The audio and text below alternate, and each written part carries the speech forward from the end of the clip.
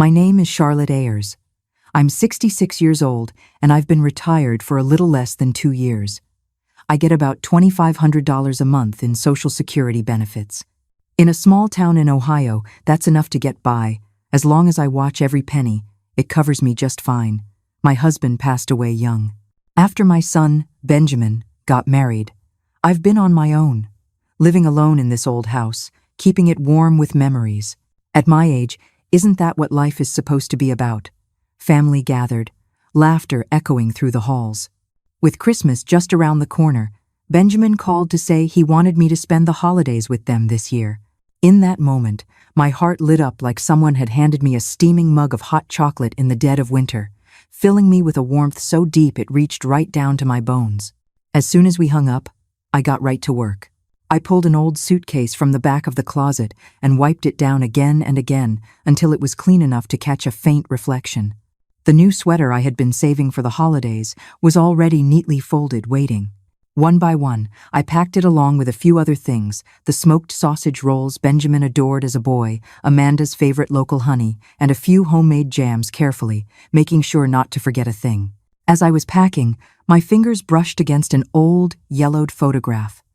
Benjamin was just a teenager in that picture, his wide grin beaming, those two little front teeth peeking through. Beside him stood a younger me, hair thick and black, a confident smile on my face, eyes brimming with a fierce, unwavering hope for life. The decades had passed in a flash. My whole life, I gave it all to this family, to Benjamin. When he was little, I worked shifts at the textile mill, nights, evenings, coming home so tired I could barely stand, just to make sure he had a better life. When the mill shut down, I sold goods at flea markets, did odd jobs, whatever it took. I fought tooth and nail so Benjamin could go to college, so he could have a good start in life.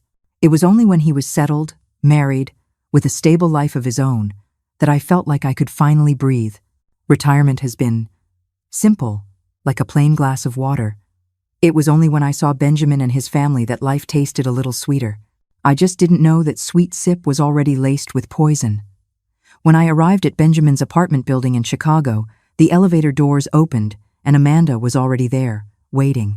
She smiled brightly and rushed toward me. "Charlotte, you finally made it. It was freezing outside. Come on in." She took my suitcase with cheerful hands, bustling about. Sit, I'll get you some hot tea to warm you up." Benjamin poked his head out from the study, a tired smile on his face. "Hey, Mom?" He looked drained, with dark circles under his eyes. "Year-end is always a madhouse," he explained. "I've been working non-stop." I nodded, a pang of concern in my chest. "You only get one body, honey. Don't run it into the ground." Amanda quickly returned with a steaming mug of tea, the welcoming aroma filling the living room. The warmth from the radiators enveloped me. It was a world away from the chill of my own little house. Amanda tucked my suitcase into the guest room and hurried to start dinner. The spread she prepared was hearty and impressive: fragrant, juicy roast beef, tender, buttery pan-seared salmon, and a handful of bright, refreshing side dishes. Her cooking had improved immensely. I couldn't help but praise her, and she laughed, her eyes crinkling. "I'm so glad you like it. You should come more often. I'll cook for you every day." But for all her easy smiles, there was something a little too polished, a little too eager. She kept piling food onto my plate, pampering me with an almost flawless care, like a new jacket that doesn't quite sit right on the shoulders close, but not quite right. Meanwhile, Benjamin shoveled food down thoughtlessly, his eyes darting to his phone again and again, as if something was pulling at him. The table felt alive on the surface, but underneath, it was like a sliver of bone caught in my throat, impossible to swallow, impossible to spit out. The next morning, Amanda's parents arrived. As soon as they walked in, Patricia wrapped Amanda in a tight, loving hug. They chattered nonstop, their high-pitched laughter filling the room as if the rest of us had disappeared. I stood off to the side, invisible. For a moment, I almost felt myself fading into the wallpaper. Robert was more reserved. He shook my hand and exchanged a few pleasantries. Patricia, on the other hand, had the air of someone used to sitting behind a large desk. She'd worked in an office at City Hall before she retired, and it showed.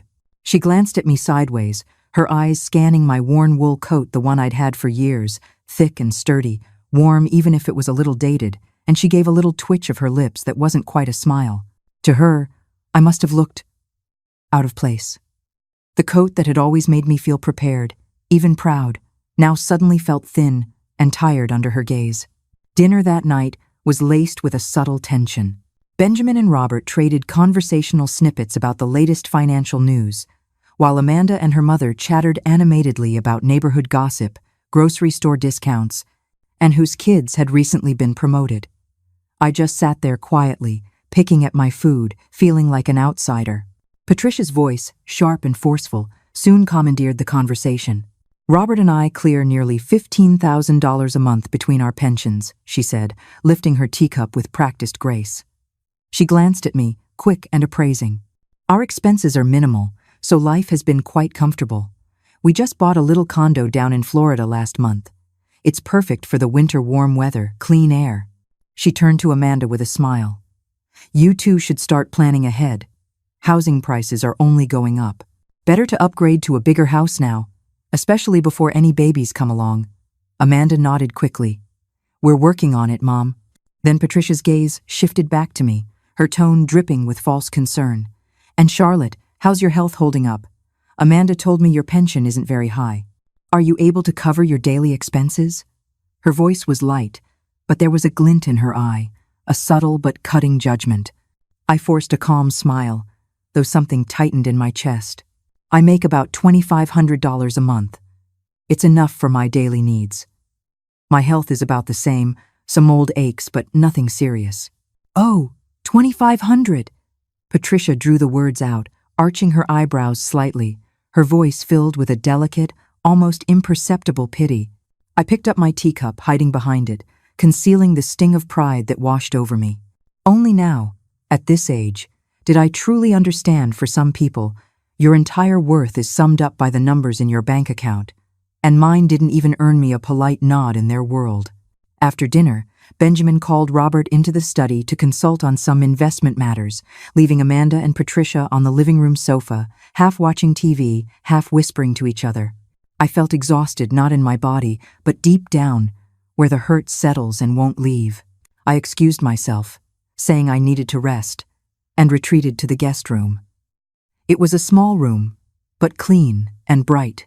A small potted ivy sat on the nightstand, its leaves, lush and green, giving off a quiet, tenacious vitality. Inside me, though, everything felt heavy and stuck. I sat on the edge of the bed, staring out the window at the dull gray sky, my mind drifting. I thought about the winter Benjamin wanted those expensive basketball sneakers, how I worked a full week of night shifts at the warehouse just to afford them. I thought about his college years, when I sent him every hard-earned dollar while living on ramen noodles and tap water myself. I thought about his wedding, when I emptied my savings and even borrowed from friends to help him with the down payment on their first house. I've never done anything extraordinary in my life. All I ever tried to do was make things easier for my son. I always thought that would be enough, but now it felt like it was never even close. I stayed in the guest room for a long while before finally getting up, needing some air. I opened the door carefully and was about to step out when I heard low voices coming from the living room. It was Amanda and Patricia, speaking softly, their words quiet but clear as a bell in the silent house. "Mom, what is that old woman going to do with $2,500 a month? She gets by now, but what happens when she gets sick? Am I just supposed to drop everything and take care of her?" Amanda's voice, tinged with a barely concealed irritation, struck me like a hammer blow. My foot froze mid-step, pinned to the floor by an invisible force. "Exactly. I warned you," Patricia said coolly, her voice sharp and precise. "That measly pension of hers barely covers her expenses. If she gets sick, she'll be a burden on you." I held my breath, my palms slick with a cold sweat. I tried to retreat silently, but their words clawed at my ears, refusing to let go. "What's the point of keeping her around?" Amanda muttered, a low, bitter whisper that cut me to the core. $2,500 a month wouldn't even cover a halfway decent home care nurse. "That's why," Patricia said with a terrifying calm, "you need to get the house sorted out while she's still clear-headed. Get her to sign it over to you and Benjamin before it's too late." "The house?" Amanda sounded hesitant, but there was a greedier tone underneath. That house is old, but it's in a good location. We could probably sell it for 300, maybe 400,000. Exactly, Patricia pressed, her voice seasoned with a cold calculus. You need to get it in your hands. Otherwise, if she loses her mind and leaves it to someone else, you'll have no one to blame but yourself. And besides, Amanda added softly, she's been coughing a lot lately, and she looks pretty pale too. Who knows how much longer she'll hold on? Those words sliced through my heart like a blade, sharp and merciless. I felt the blood in my veins turn to ice. My limbs froze. Even breathing hurt. A pain, a rage, and a deep, gut-wrenching sense of betrayal washed over me, drowning me completely.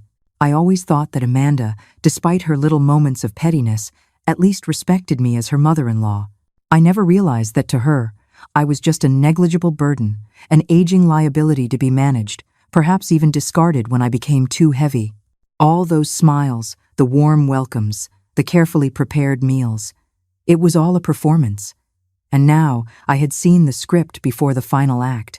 I bit my lip so hard I could taste blood. Tears burned at the corners of my eyes, but I held them back. I couldn't fall apart here. I couldn't let them see me break. I backed into the guest room, moving like a defeated soldier, retreating from the battlefield. My chest felt torn open, but deep inside, a painful clarity took hold. I couldn't stay here another minute.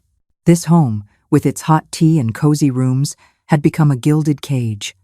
Without hesitation, I yanked open my suitcase and started throwing my things back inside, one by one. My movements were cold and mechanical, as if I were burying the last shreds of my dignity. The new wool coat I'd bought for the holidays. The smoked sausage rolls I'd spent days preparing. The jar of homemade jam I'd wrapped so carefully. It all felt like a cruel joke now, mocking my foolish hopes. I fumbled for a pen on the nightstand and, with trembling hands, scribbled a short note. Our neighbor, Ellen, had an emergency. I went over to help. Don't worry. The handwriting was crooked and messy, a mirror of the chaos raging inside me. I took a deep breath, grabbed my suitcase, and quietly opened the door. In the living room, the television was still droning on. Amanda and Patricia were deep in conversation, laughing softly, oblivious to everything. Head down, I made my way to the door, slipped on my shoes, and silently opened the front door. In less than 30 seconds, I was outside. The wind hit my face, raw and biting, but no amount of winter air could match the chill that had already settled deep inside me. I didn't look back. I gripped the handle of my suitcase and just kept walking, one step after another, into the night. When I got back to my little house, the sky was already pitch black. I didn't bother turning on the lights.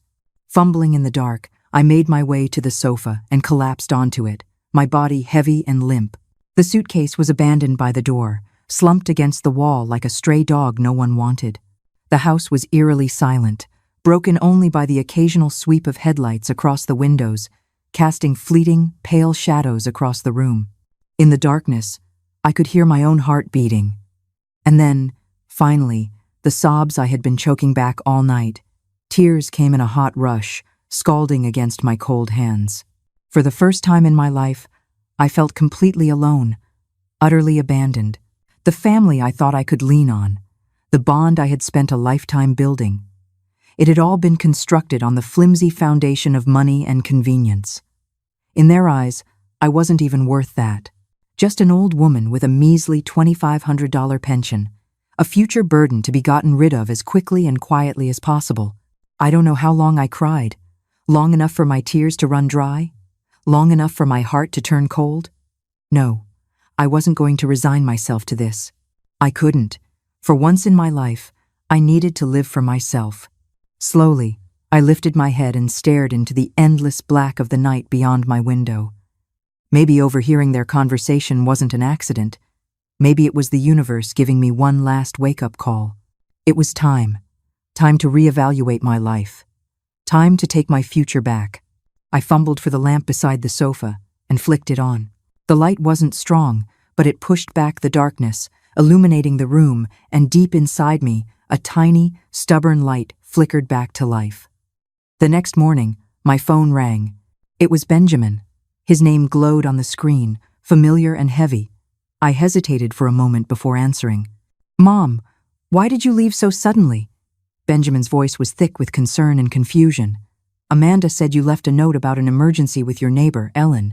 I cleared my throat, steadying my voice. "Yes. Ellen's husband had a sudden heart attack. She panicked and called me for help. It was a lie, and it sat like a stone in my chest, heavy and suffocating." "Oh, is everything okay now?" Benjamin asked. "Yes, it's fine now. They got him to the hospital." I continued the lie, a bitter taste rising in my throat. "Good, good. Mom, please take care of yourself, okay? If anything comes up, you have to let us know." He paused, then added, "I'll try to come see you in a few days." "No need," I said quickly, my voice soft but firm. "Focus on your work. I'm fine here." After I hung up, I let out a long breath, but for some reason, the air felt even heavier. Not long after, Amanda called. "Charlotte, why did you leave without a word?" "We were so worried about you," she said, her voice dripping with a perfectly measured, perfectly sweet concern. But I could hear it, that faint thread of relief in her voice, like someone who had just shrugged off an unwanted burden. "There was an emergency at home." "It's handled now," I said calmly. "Oh, but you have to take care of yourself, okay? Promise me you'll let us know if you ever need anything. Don't try to handle everything on your own," she gushed, her words wrapping around me like a web of careful lies. I murmured a few polite replies and hung up. Staring at the dark screen in my hand, I let out a bitter, broken smile. The cruelest part of it all was knowing I had to play along. To finish the performance they had so carefully staged. To pretend everything was fine. Maybe that's what being an adult really is. Smiling through the bruises, covering the pain with silence. 2 days after Valentine's Day, Benjamin finally came to see me. He sat stiffly on the sofa, fiddling with his hands, like he was carrying something heavy he didn't know how to put down. "Mom, that day," he began, his voice barely a whisper. Did you overhear anything?" My heart gave a little lurch, but my face remained placid, unreadable. "Overhear what?" "No," I said, my tone light and serene. Benjamin stared at me for a long moment, as if trying to read something hidden in my eyes. I held his gaze steadily, outwardly calm, even as my heart was quietly bleeding in my chest. No, I couldn't tell him, not now. If I laid it all out, it would only make things harder for him, and for me. There was no point. He finally dropped his gaze, and after a long pause, he mumbled, "Mom, sometimes Amanda. She says things she doesn't really mean.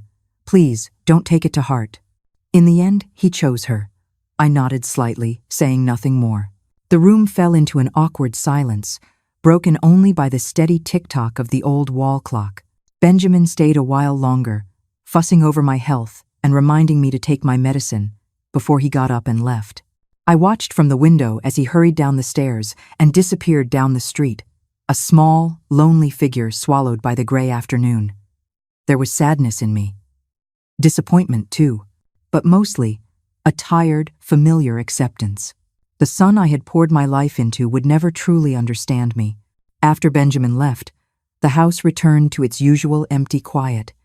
I sat alone on the sofa, listening to the second hand of the clock tick by. Each click was a dull, echoing reminder of how empty my days had become. I began to think, really think, for the first time. What should life after retirement really look like? Grocery shopping, cooking chores, an occasional game of chess, or some small talk with old friends at the park?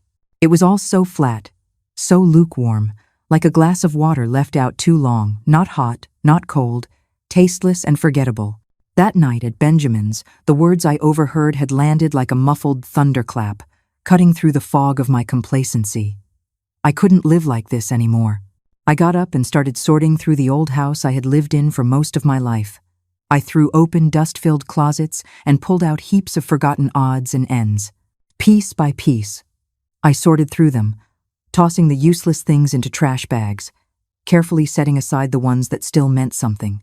Buried deep within an old wooden chest, I found relics from another life. Yellowed photo albums. One showed me in work clothes, smiling brightly at the factory. Another showed me and my late husband on our wedding day, him in a sharp suit, me in a simple white dress, shyly leaning into him. And then there was Benjamin, chubby and rosy-cheeked, a little boy with a beaming smile. Tucked between the photos were certificates I hadn't seen in decades. Outstanding worker, senior technician, and then a faded, old membership card for the local photography club. I picked it up and gently blew the dust off, running my fingers over the faded gold lettering. And just like that, the memories came flooding back. As a young woman, I had loved photography. Even when money was tight, I saved for months to buy my first camera, a used Canon AE1. Everywhere I went, the camera went with me. I even joined the City Photography Association, learning the tricks of the trade from seasoned photographers. A few of my photos were even featured in the factory's internal newsletters. But life got busier. Bills needed to be paid, Benjamin needed raising, and slowly, photography faded into the background. The camera was relegated to a corner, forgotten under a layer of dust. Remembering it now, those days spent chasing light through a viewfinder were some of the purest, most authentic moments of my life. Hard, yes, but so real, so full. I carefully set the old membership card down and felt a surge of something I hadn't felt in years. A spark of excitement. Why couldn't I pick it back up? I still had time. I still had the strength. I refused to let the rest of my life play out in muted silence, unnoticed by anyone. I rummaged through the closet and, after a bit of digging, I finally unearthed my old Canon camera. I wiped it down with trembling hands, clearing the dust from its body. It was old, a relic, but it was still whole, still beautiful. In that moment, I made a decision. I would enroll in a photography course at the local community college. I would start over, on the right foot this time. My biggest enemy wasn't sickness. It wasn't loneliness. It was surrender. And I was done surrendering. The next day, dressed in a clean, neatly pressed sweater, I walked into the admissions office at the local community college. The admissions officer was kind and patient, helping me enroll in an introductory photography class. Seeing the words Photography 101 printed at the top of the registration form made my heart pound with a mix of nerves and excitement. Just like the first time I ever collected a paycheck. Clutching my brand new student ID, I walked out of the building into a sunny afternoon. The light felt like a blessing on my shoulders. In that moment, I could almost see the woman I was in my 20s, camera in hand, eyes wide open to the world. Life at the community college turned out to be even more enriching than I had imagined. Most of my classmates were retirees like me, rediscovering parts of themselves they had left behind. They were full of laughter, easy conversation, and stories that tumbled out of them a mile a minute. Our instructor, Mr. Peterson, was a retired news photographer with a sharp wit and a bottomless well of stories. Every lesson was packed with humor and wisdom, and even his smallest anecdotes had us roaring with laughter. I threw myself into learning. And before long, I found a group of kindred spirits. There was Marta, a former architect, whose photographs of building structures were breathtaking. Tom, a retired philosophy professor who had a passion for capturing street life and candid human moments. And Linda, a bubbly soul whose photos were always bursting with flowers and blue skies. We clicked right away and formed our own little photography group, giving it a funny name, the Golden Lens Club. Every weekend, we would go on photo walks together. My old Canon was clunky compared to everyone's modern gear, but the black and white images it produced had a depth and a soul that no new technology could replicate. Later, encouraged by Mr. Peterson, I saved up a few months of my pension and bought a beginner's DSLR camera. I started learning post-processing techniques, diving into the world of light adjustments, cropping, and color grading. Suddenly, my days were filled with purpose and joy, studying the light, framing shots, tweaking camera settings, perfecting the vibrancy of a photo. I felt like I had traveled back to a time when I was strong, alive, and full of energy. Where time once trickled by like a dripping faucet, now I found myself wishing each day had 30 hours instead of 24. Not long after, the community center announced a photography exhibition titled Living Our Best Lives. Our Golden Lens Club submitted a few pieces. To my astonishment, one of my photos, Sunset on Main Street, One second place. The photo captured a quiet, small-town street, bathed in a golden twilight, with an old man sitting peacefully on his porch, a pipe between his teeth, completely at ease with the world. That old man was Walter, Ellen's husband, sitting right outside their house on Main Street. After the exhibition, the local newspaper even ran a feature on me, complete with a picture and a headline that read, "Retired factory worker rediscovers passion through the lens." Holding that newspaper in my hands, seeing my name and my picture in print, a deep, indescribable pride welled up inside me. It turns out there are countless ways to live out old age. Just like in photography, change your perspective, and the whole picture transforms.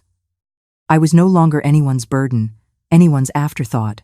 I was the protagonist of my own life. Somehow, Benjamin got a hold of that newspaper article and showed up at my house shortly after. He had the paper in his hand, his face lit up with a mixture of surprise and what almost looked like disbelief and pride. "Mom, you're amazing. You really kept this one under wraps, the award and everything," he laughed, half joking. But the genuine admiration in his eyes was unmistakable. "It's nothing," I said, feigning modesty, though my heart was doing cartwheels inside. Benjamin watched me carefully for a moment. "You look different, I swear," he said. "You seem brighter. There's this energy about you. For the first time, I could feel it." His gaze had shifted. It was no longer the polite, dutiful concern he used to offer. It was real respect, something warmer, something that filled my heart with a soft, quiet joy. A few days later, Amanda called. We weren't far into our chat when she casually dropped, "Charlotte, I hear you're getting really serious about photography? Even winning awards? Those cameras must be pretty expensive, right?" I immediately caught the undertone in her voice. She wasn't just making small talk. She was probing, maybe worried I was burning through my savings. I smiled into the phone. "Oh, it's not that big of a deal. Just a little hobby. I've been learning about some small investments too, saving up some extra cash for equipment." I didn't mention what kind of investments, or how much I'd made. I left her to wonder. There was a brief, almost imperceptible pause on the other end of the line, before Amanda's voice turned even warmer. "Wow, that's so amazing. You're just living your best life, Charlotte. Just take care of yourself, okay? Don't overdo it." After I hung up, I smiled to myself. Funny, isn't it? The less you seek validation, the more cautiously others approach. It's just human nature. Those you lean on will take you for granted, but those who stand on their own make others uneasy. As time went on, my little photography hobby started to gain real momentum. I began uploading my landscape and street photos to an online photography platform. At first, it was just for fun. But slowly, messages started trickling in, people asking to buy the rights to my photos for websites, magazines, or to decorate coffee shops. At a friend's suggestion, I opened a small online store selling prints of my work. At first, I treated it like a side project. But to my surprise, the business started to take off. A few of my photos ended up on the covers of books from small publishers. Some were purchased by independent coffee shops to decorate their walls. Others were bought by individuals to decorate their homes. After deducting platform fees and printing costs, I was making an extra $300 to $400 a month. It wasn't a fortune, but to me, it meant everything. It wasn't about the money itself. It was about proving that I could still create value, on my own terms, in my own way. Amanda eventually heard about my little success story through a mutual friend. After that, her attitude did a complete 180. Suddenly, Amanda was calling me every few days, checking in with a sweetness that bordered on overkill. "Charlotte, are you free this weekend? Come over for dinner. I'm making pot roast. Charlotte, it's getting cold. I bought you a new sweater. When can you come pick it up?" Her enthusiasm was almost suffocating, and I knew exactly what was fueling it. I turned down most of her invitations with a polite smile. "Amanda, that's so sweet, but I'm going away with my photography group this weekend. I don't really need a new sweater. Maybe you could give it to your mom." "Thanks for thinking of me, though. I've been pretty busy lately, but I'm taking good care of myself." I told her about my upcoming photography exhibitions, about the long road trips I was planning with my Golden Lens friends, about how busy and exciting my days had become. I held no grudge. I just had no intention of re-entering a relationship built on pretense and convenience. Once you see people clearly, it's easier to let them go. I no longer needed anyone else's approval to measure my own worth. The world likes to define wealth in numbers, but I learned something far more valuable. True wealth is freedom, especially the freedom that comes from living untethered to anyone's guilt, obligation, or expectations. My photography journey was picking up more and more steam. At one exhibition, a well-known local photographer saw my work. He kept praising my photo, Sunset on Main Street, saying it conveyed a rare emotional honesty, warm, real, and full of human tenderness. Thanks to his recommendation, I was invited to feature my work at the upcoming City Arts Festival. It was an honor beyond my wildest imagination. I carefully selected 5 of my best pieces, re-edited, printed, and framed them. On opening day, I wore a new gray-blue trench coat, my exhibitor's badge pinned proudly to my chest. Standing in front of my photos, I felt a mix of nerves and pride churning inside me. The exhibition hall was buzzing with visitors. I watched with a pounding heart as people stopped in front of my photographs, studying them, whispering to each other. Some young people even took out their phones to take pictures of them, framing their shots carefully, almost reverently. The feeling of being truly seen, truly acknowledged, was overwhelming and beautiful. For a moment, it was like I was 30 years old again. Out of the corner of my eye, I spotted 2 familiar figures, Benjamin and Amanda. They stood at the edge of the crowd, looking at my photos, then at me. Their faces were an open book surprise, disbelief, and something harder to place discomfort, maybe even a hint of regret. Amanda took a deep breath, plastered on a bright smile, and walked over. "Charlotte, congratulations. Your work is incredible, absolutely professional," she gushed, her voice a little too loud, her expression a little too tight, the emotions churning in her eyes like a storm she couldn't contain. Benjamin followed, clapping me on the shoulder. "Mom? Seriously? I had no idea you were this good." I nodded calmly. "Thank you." Inside, I felt only stillness. The great irony of life, the moment you no longer crave someone's approval, is the moment they rush to offer it. But by then, their applause means nothing. After the exhibition, Benjamin and Amanda insisted on taking me to dinner to celebrate. I let them. We ended up at a cozy Italian restaurant nearby, in a private room. The table was covered with rich, colorful dishes, and the mood felt forced into a kind of strained cheerfulness. Benjamin kept topping off my glass, showering me with compliments. Amanda wore a radiant smile, piling food onto my plate, pampering me with a warmth that was a little over the top.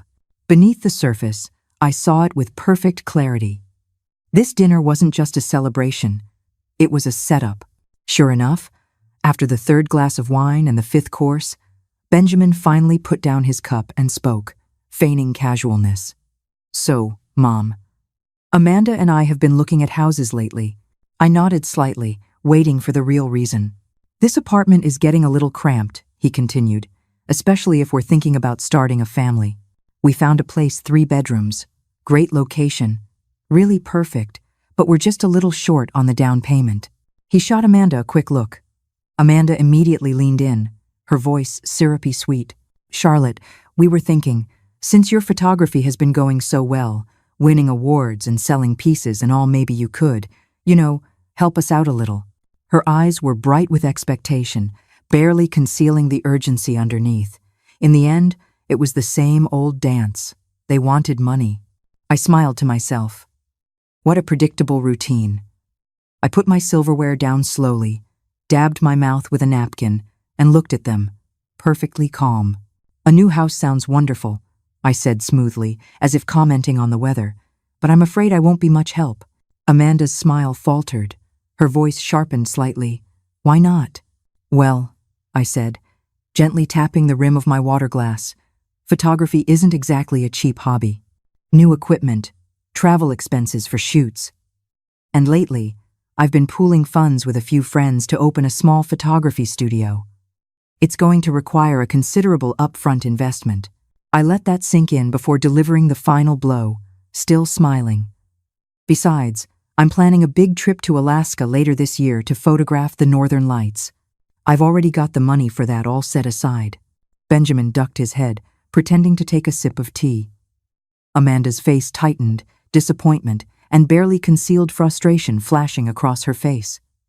"How interesting. When you finally build a world of your own, they are left on the outside, knocking at the door in vain." The so-called celebration dinner ended exactly as I expected, not with warmth, but with a quiet, tense departure. A few days later, I received an unexpected call. Patricia, Amanda's mother. Her voice was gushing with enthusiasm, heaping on praise so thick it almost dripped through the receiver. She called me an inspiration, full of hidden talents, and insisted I was living life to the fullest. Then came the real reason for her call. "Charlotte, are you free soon? Why don't you come over for tea? We can catch up." All my instincts went on high alert. Still, I agreed. I was curious, what were they really up to?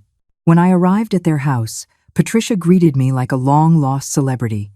The tea flowed endlessly. A spread of imported pastries covered the table, and the compliments kept coming like a broken faucet. Robert, Amanda's father, sat stiffly to one side, looking like he wanted to disappear, managing to force out an occasional awkward chuckle. After a grueling round of small talk, Patricia finally dropped the act. She leaned in closer, her voice dropping to a honeyed whisper. "Charlotte, there's something I wanted to mention. My son, Amanda's brother, David, he's working on an incredible project right now. Huge potential. It's really big." She lowered her voice even more. "He just needs a little startup capital." I smiled coolly to myself. There it was. Finally, Patricia pressed on, her voice syrupy and insistent. "I mean, I know you have a good eye for investments lately, and with your photography sales going so well, why not get in on it? It wouldn't take much, maybe 100,000. There will be dividends by the end of the year, much easier than earning it one photo at a time." The glint in her eyes was unmistakable. She wasn't seeing me anymore. She was seeing a walking, talking ATM. I lifted my teacup, blew gently on the rim, and said slowly, "Patricia, thank you so much for thinking of me, but I'm afraid I can't help." Her smile froze. "Why not?" she asked, struggling to keep her tone light. "To be honest," I said, setting my cup down carefully, my expression as serious as hers was fake, "I just partnered with some friends to open a photography studio. I'm pretty much tapped out. At this point, I couldn't squeeze out a single dime if I tried." "A photography studio?" Patricia blinked, clearly not expecting that. "That's right," I said with a bright smile. "We're just getting started, up to our eyeballs in it." Her expression soured slightly, but she forced another brittle smile, and the topic was dropped. People reveal their true selves when they think you have something they need. When you're down and out, they ignore you. When you shine, they rush to place a crown on your head. This kind of cheap affection? I had long since learned to smile and politely decline. As for my little studio, it was barely up and running, but we had already landed our first big contract. A travel company fell in love with our photography style and hired us to shoot a promotional campaign for their new Northern Lights tour in Alaska. When the contract was signed and the advance payment hit the account, the whole office erupted like it was Christmas morning. It wasn't just a job. It was a dream I had shelved decades ago, finally coming true. I threw myself into preparations with the excitement of a kid before a school field trip, researching weather patterns, upgrading gear, cleaning lenses. It was a beautiful frenzy. When Benjamin heard I was going to Alaska for a whole month, he called immediately. "Mom, Alaska? For a month? Are you serious? At your age?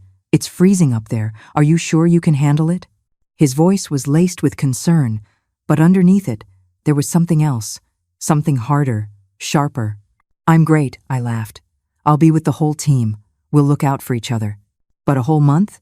You're the backbone of that studio, and, all the travel expenses must cost a fortune?" There it was, the real concern. He was afraid I was investing too much in myself, cutting off the backup plan he had quietly kept in his back pocket. I sighed inwardly, but kept my voice cheerful. "Sure, it's expensive, but this time, the travel agency is footing the bill. As for the studio, Tom and Linda can handle everything while I'm away. Mom, maybe you should think about it a little more. No need. I cut him off gently. The ticket's already booked. I spent my youth tied down by mortgages, tuition fees, and endless responsibilities. Now, it's my turn. I'm not missing another horizon. Hassan was silent on the other end of the line. In our youth, survival was the priority, crushed by loans and obligations we never questioned. But as I got older, I learned the real lesson. Freedom isn't something you are given. It is something you earn, step by step, through effort and deliberation. Alaska turned out to be even more breathtaking than I ever imagined. The auroras danced across the night sky, spilling waves of light like an artist casting entire galaxies onto a canvas. We, a motley crew of veteran photographers, hauled our heavy gear out into sub-zero nights, trudging over frozen ground to capture every fleeting miracle of color. It was exhausting, cold, and grueling work, but my heart hadn't felt so alive in years. It was pure, unfiltered joy. Over the course of a month, not only did we complete the shoot successfully, but our little studio also earned its first substantial paycheck. And most importantly, on this trip, I met someone who would change my life.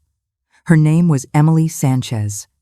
She was 2 years younger than me and also a solo traveler chasing the northern lights. We met by chance at a small outdoor market in a quiet town. A conversation sparked, and before long, we realized we had much more in common than just photography. Emily had been a community college professor before she retired. Her husband had passed away a few years ago, and her children had scattered to other states. Now she lived alone, independent, vibrant, and full of stories.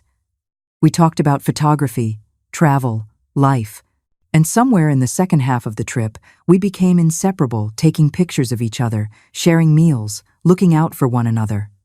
With Emily, everything felt easy and light. There were no ulterior motives, no obligations, just a simple, genuine friendship. As the trip ended, she gave me a tight hug and smiled. "Charlotte, meeting you has been the best part of this whole adventure.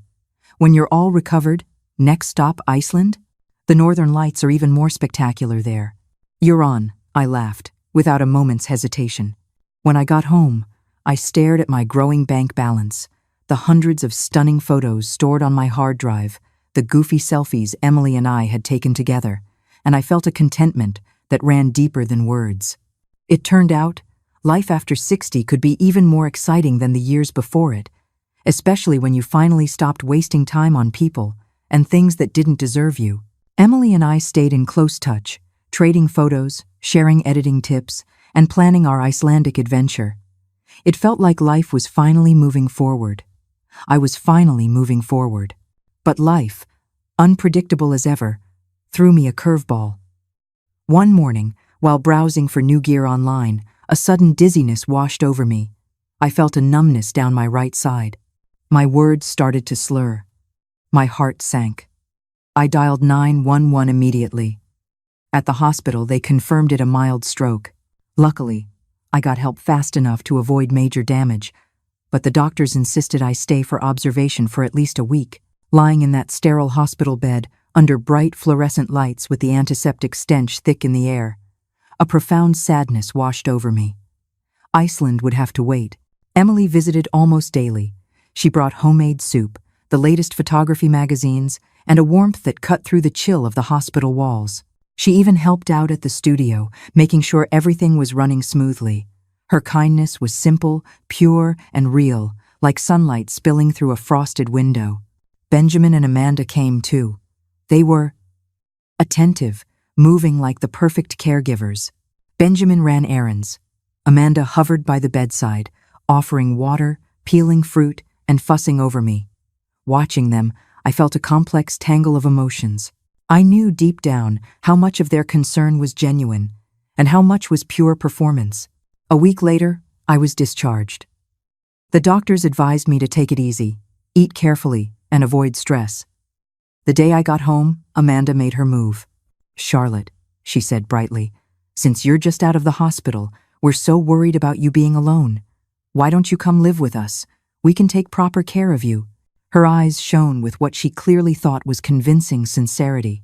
But I could smell the real motive, sharp and bitter underneath all the sweetness. Real care has no strings attached. Calculated filial piety always stinks. I leaned back on the sofa, cradling the mug of soup Emily had brought me, letting its warmth seep through my fingers and into my heart. "Thank you, Amanda," I said with a kind, firm smile. "But there's no need. I'm recovering well. I'm used to living alone, and I enjoy my freedom." I paused, then added casually, "Besides, Emily lives just a few blocks away. She can pop over if I ever need anything."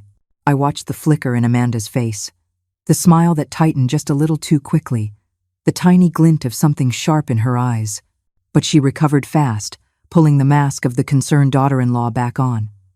Of course. It's just, accidents happen. We just want to be prepared." She hesitated for a moment, then lobbed the real bombshell, her voice light as a feather, almost offhand. "Charlotte, maybe it's time to think about getting a will drawn up? Not for any bad reason, of course, just for security. It's better to have everything in order than to deal with trouble later, right?" There it was. A fox can't hide its tail forever. I smiled sweetly, playing my part to perfection. "A will?" I said, scratching my head as if confused. "Oh, I don't really have much. Just this old house and a small pension. Enough to get by." Then I added breezily, "And my hands are so full right now, the studio keeps me busy. Maybe when things quiet down a bit, I'll think about it." Amanda's eyes darkened for just an instant, a flash of raw frustration she couldn't hide, before she plastered that sweet smile back on her face. Sometimes, playing dumb is the sharpest armor an old woman can wear. After the hospital stay, Amanda's attentiveness became almost comical. She used to call occasionally, but now she was at my house every other day, laden with organic fruits, supplements, and a syrupy sweet smile. "Charlotte, how have you been feeling lately? If you need anything at all, just say the word." She was warmer than any daughter, but her eyes wouldn't stop roaming, scanning my living room, lingering on the shelves, the desk, the drawers, and her casual conversation was anything but. "Charlotte, your photography studio is doing so well, isn't it? What kind of big projects are you working on? Emily, she lives alone too, right? Do you two see each other a lot? Charlotte, it might be time to renovate this place. Imagine how great it would look with a modern touch."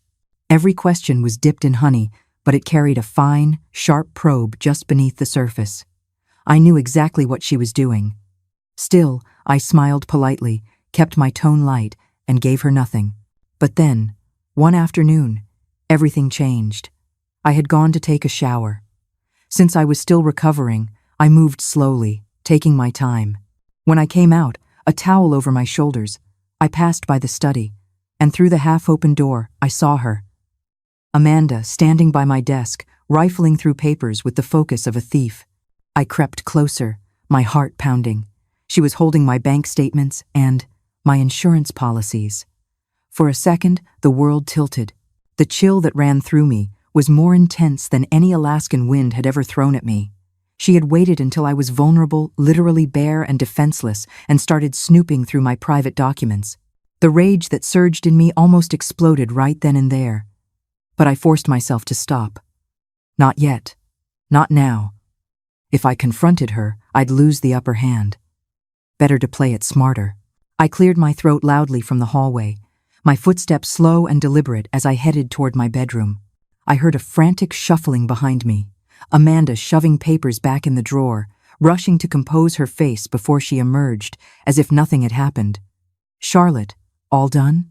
I didn't hear the water stop, just thought I'd peek in while I was waiting. That smile, that sick, fake smile. It wasn't strangers you had to fear. It was the ones who wrapped their greed in the language of family. That night, after double-checking every lock on every window, I gathered all my important documents.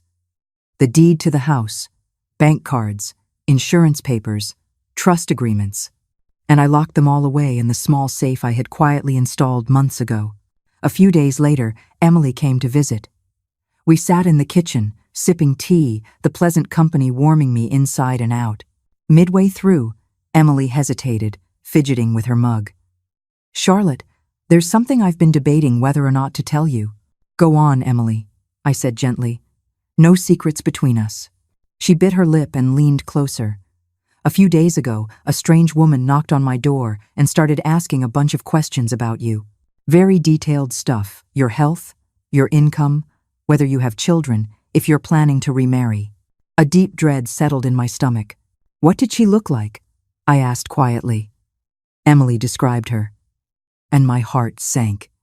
It had Amanda's fingerprints all over it.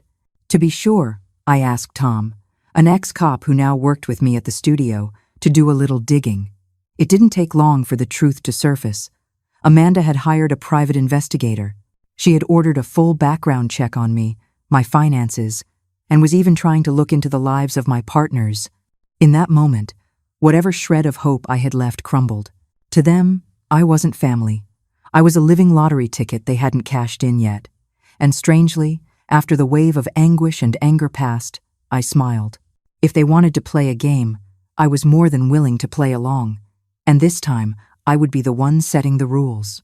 That day, while Amanda was over, I deliberately picked up the phone and, in a voice loud enough for the whole living room to hear, I called my lawyer, Mr. Miller. Mr. Miller, could you come by my house tomorrow afternoon? I'd like to discuss revising my will. The sooner, the better. The moment the words left my mouth, I heard the distinct clatter of a glass being fumbled in the living room. I smiled to myself. When family turns into scavengers, the best revenge is to give them sleepless nights. The next afternoon, right on time, Mr. Miller arrived. And coincidentally, Amanda showed up too, this time with a basket overflowing with fruit. Seeing the lawyer sitting in the living room, her smile stiffened like a mask glued to the wrong face.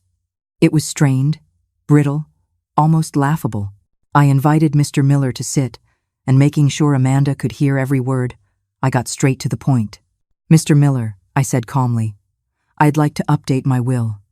It's important to have everything in order before it's too late. I gave a theatrical sigh for effect, my voice dropping to a somber tone. Given my age and recent health scares, I think it's best to be very clear. There's the house, my savings, and my shares in the studio.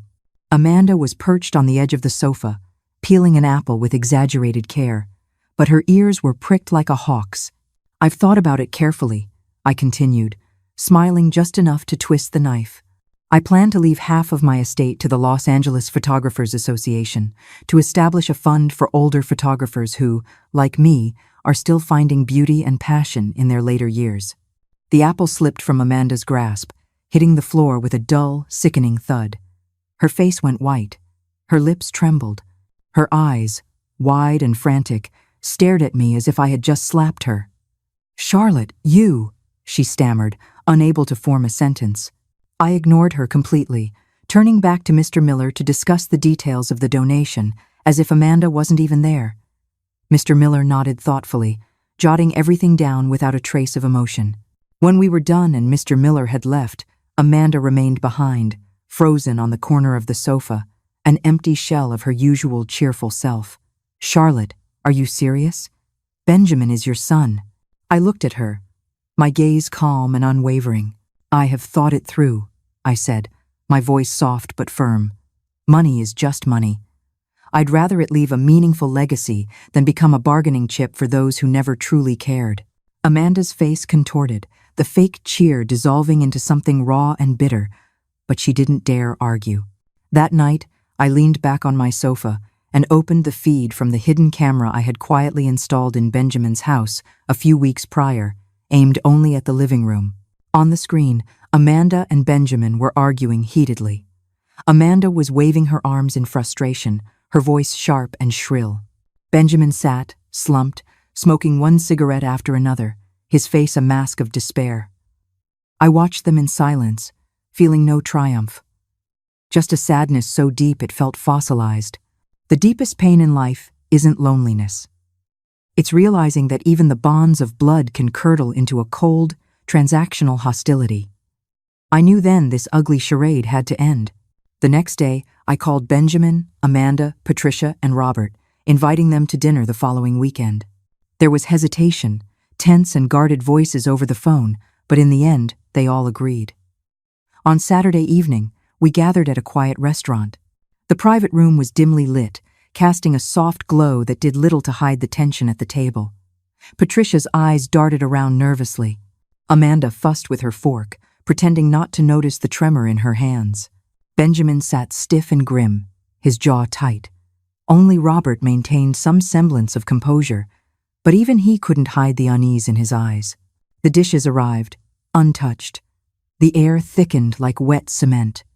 I cleared my throat, slicing through the silence. "I invited you all here to clear the air," I said calmly, my eyes sweeping over them before landing squarely on Amanda and Patricia. The room froze. Slowly, deliberately, I pulled a small black device from my purse, a voice recorder. Every breath at the table seemed to catch at the same time. I pressed play. "Mom, you know Charlotte only gets, what, a couple thousand a month in retirement? It's barely enough. If she gets sick, we'll have to take care of her, and we just can't." "Exactly. I told you, we have to plan ahead. She's already a financial liability. Better to get her to sign over the deed to the house now, while she's still clear-headed. And let's be honest, her health isn't great. She might not last that long." Amanda's and Patricia's voices rang out, loud and undeniable, each word landing like a slap across the room. This was the art of surviving betrayal, not by enduring it, but by choosing the exact moment to lay your cards on the table. The recording continued to play. No one spoke. No one dared. Amanda's face was ashen, her hands shaking as she gripped the edge of the table. Patricia sat with wide eyes, twisting the edge of the tablecloth in her fingers, panic seeping from every pore. Benjamin stared at Amanda with disbelief and barely contained rage. Robert sighed, his shoulders slumping in defeat, as he closed his eyes to the wreckage unfolding before him. The truth was out, and there would be no going back. The recording finally stopped. I calmly switched off the device and looked around the table, my gaze steady, unflinching. "This recording," I said quietly, "but it cut through the room like a razor. I captured it during my New Year's visit to your home. I came with the simple hope of a family reunion. And instead, this is what I heard." I paused, letting the words hang in the thick, icy air. So I left. Not because a neighbor had an emergency, but because my own heart was already frozen. Another pause. Then I spoke again, each word measured, deliberate. "These past few months, I've done a lot of thinking. Is a person's worth nothing more than the number in their bank account? Does living on a modest pension mean I deserve to be discarded, conspired against?" I smiled, not with bitterness or anger, but with a quiet, hardened clarity. I realized something. My worth was never in anyone else's hands to begin with, and it certainly isn't diminished by your contempt. My voice was clear and steady, cutting through the thick, suffocating silence. "And so," I continued, "I have officially updated and notarized my will. Every eye was fixed on me. Upon my passing, my house will be donated to the community's senior housing program, providing shelter for elderly residents in need. My savings will go toward my own care, my health, my travels to ensure I live out my final years with freedom and dignity. And the profits and assets from my photography studio will fund the creation of the Silver Dreams Fund through the Los Angeles Photographers Association, to support other senior creators who refuse to fade away." The room was suffocatingly quiet. Amanda's face was chalk white. Patricia kept her head down, silent and shamed. Benjamin's lips moved as if to say something, anything, but in the end, he just closed his eyes, the weight of it all crushing him. Then, the silence shattered. Robert slammed his hand on the table, a loud, angry crack. "You two," he said, his voice tight with rage and shaking with disappointment, "have gone too far. You have disgraced yourselves." He turned to me, his voice breaking, and gave a deep bow from his seat. "Charlotte, I am sorry. I am so sorry. I should have done more. I should have stopped this. Please, forgive us." Benjamin finally broke. He grabbed my hand, sobbing openly, completely undone. "Mom, I'm sorry. I am so sorry. Please, give me another chance." Amanda sat frozen, her head bowed, a lifeless sculpture of regret. I sat still, looking at them, not with triumph or vengeance, but with a deep, heart-wrenching sadness. The most fragile thing in the world isn't glass. It's family love, subjected to the crushing weight of greed. I turned to Benjamin, my voice soft but unmoving. "Benjamin, don't cry." He looked up at me, his face wet with tears. "Mother and son, we are blood. That is inseparable," I spoke softly. "But from today on, we live separate lives. I no longer require your love or your respect, and I will not offer you unconditional sacrifice either. We are family, yes, but we are also individuals, standing on our own 2 feet." I let my eyes sweep across the table, lingering briefly on each face before settling into a soft, almost serene smile. In fact, I already have plans for next month. Iceland, Norway, heading north to chase the aurora, to capture the Arctic light and snow. "My new life," I said simply, "is just beginning." No one spoke. No one dared. The dinner ended awkwardly, dissolving into silence. Benjamin insisted on driving me home. The whole way back, he gripped the steering wheel tightly, opening his mouth several times, but failing to form any words. When we pulled up in front of my house, I reached for the door handle. Before I could get out, he grabbed my arm. "Mom," his voice cracked. Then he threw the car door open, and in an instant, he fell to his knees on the cold driveway. "Mom, please, I'm begging you, give me another chance." Seeing him kneeling there, his shoulders shaking with sobs, something inside me twisted. This was, after all, the child I had raised with my own 2 hands. I stepped toward him slowly, my heart aching, and gently pulled him to his feet. "Benjamin," I said softly, placing a hand on his trembling shoulder.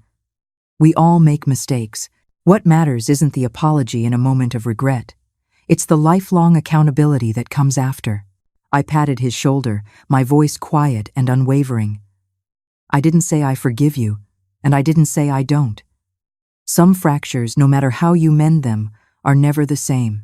Forgiveness doesn't mean forgetting, and family love should never demand endless sacrifice." 1 year later, Emily, 2 old friends from our photography group, and I set off on a road trip across half of America. We photographed the Native American culture on the quiet streets of Santa Fe. We gasped at the towering peaks of the Rocky Mountains. We captured the wild fireworks and raw humanity of Mardi Gras in New Orleans. My photography had improved by leaps and bounds. Through my lens, I was no longer just capturing landscapes, but hearts, stories, the simple, wind-beaten faces of everyday life. Our little photography studio had blossomed too, taking on documentary projects and community exhibitions. My retired life was more intense, more free, and more fulfilling than any chapter that had come before it. Sometimes, Benjamin would fly to whatever city I was exploring, just to spend a few days with me. There was more space between us now. But within that space, there was a quiet, genuine respect. He no longer asked about money, no longer hinted at inheritances. He just listened to my travel stories, studied the photographs I brought back, smiled at my stories. As for Amanda, after that dinner, she never appeared before me again. I heard whispers that her marriage to Benjamin had completely unraveled afterward. Endless arguments, rumors of divorce. But that was their journey now, not mine.